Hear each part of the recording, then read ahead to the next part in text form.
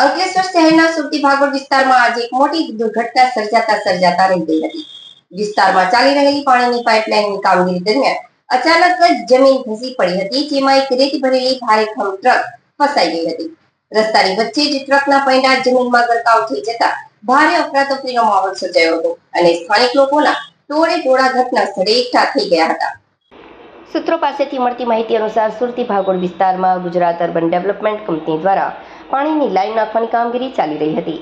Line નાખ્યા બાદ રસ્તાનું યોગ્ય રીતે પુરાણ ન કરાયું હોવાથી અથવા માટી કાચી હોવાને કારણે રસ્તાનો આ ભાગ એકદમ નબળો પડી ગયો હતો। દરમિયાન ત્યાંથી પસાર થઈ રહેલી એક રેતી ભરેલી ટ્રક આ નબળા રસ્તા પરથી પસાર થતાં જ અચાનક જમીન બેસી ગઈ હતી। ટ્રકનું પાછળનું વ્હીલ ખાડામાં ઉતરી જતા ટ્રક એક તરફ નમી પડી હતી અને રસ્તા વચ્ચે જ અટવાઈ ગઈ હતી।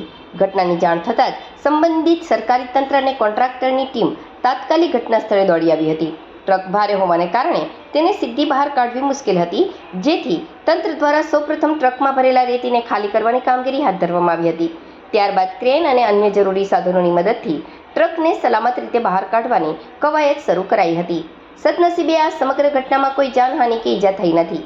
આ ઘટનાને પગલે સ્થાનિક રહીશોમાં તંત્ર સામે છૂપો રોષ જોવા મળ્યો હતો। લોકોએ આક્ષેપ કર્યો હતો કે વિકાસના કામો માટે ખોદકામ કર્યા બાદ રસ્તાનું યોગ્ય રિપેરિંગ કરવામાં આવતું નથી, જેને કારણે આવા અકસ્માત સર્જાય છે। જો આ સમયે કોઈ નાનું વાહન કે રાહદારી હોત તો મોટી જાનહાનિ થઈ શકી હોત।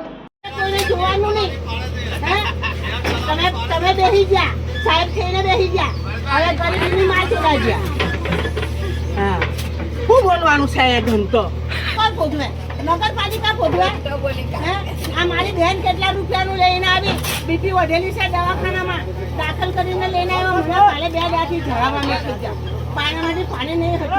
ના કે નહીં ખોદો, તમે કામ કરતા હોય ને તમે ખોદતા એટલે ઠીક છે।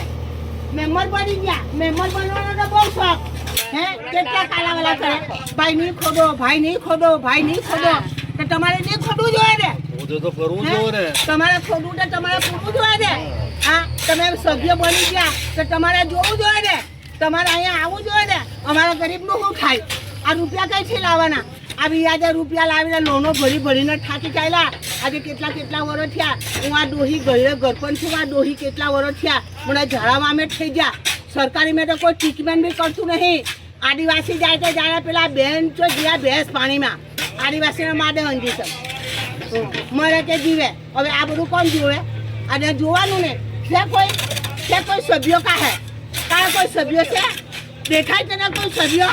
આ ડોહી લંગડિયાની જેમ આવી છે કોઈ સભ્યો? હવે આગળ રૂપિયા કોણ ચૂકવે? અમારે તો ગરીબને મરવાનો વારો, આ ફાંસી ખાઈને મરી જવું પડે।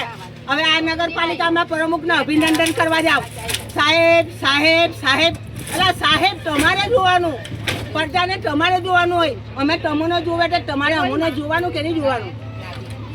તમારો ફરજ છે કે નહીં? પછી એક તારી માસી ગારો બોલે તો ગારો નહીં બોલું તો શું કરું? તમારે પૂંજા કરું? શું કરું? પૂંજા કરું તમારી? બોલ હવે આ નુકસાન કોણ ચૂકવે? નુકસાન આ કેટલી મહેનત કરવાનું, આ કેટલી નુકસાન। આ રેતી કટાટે રૂપિયા મોંઘા પડી ગયા, આ રેતી કટાટે આ બધા આ પારું મોંઘું પડી ગયું, આ ઉઠ્યું મોંઘું પડી ગયું।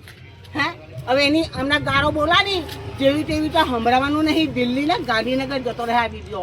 હા, એટલું યાદ રાખજો તમે ના। હવે જો ખોયલું બોયલું ને આ બાળની તો હવે તો મારે જ ફરવાનો છે। આ બધા બાયલા છે, બાયલીઓ બોલે નહીં, ખંતાઈ જાય બાયલીઓ ઘરમાં ભરાઈ જાય। અરે મરદની છાટી રાખીને બોલો 10 ભાઈ તો એની બેનને ફાડે નહીં, એમ ભેરું ગગનમાં ગાડી જાય કે એ ભાઈ ઉભા રે, ના નહીં બોલે। બાયલીઓ બીએ બધા ના હે મારી ગાણવા ઉભા રે, બોલ પછી તમે અહીંયા બોલવા બોલાવે। હું બોલું? અમને લસણ બોલું? હું બોલું? આડું લસણ બોલું?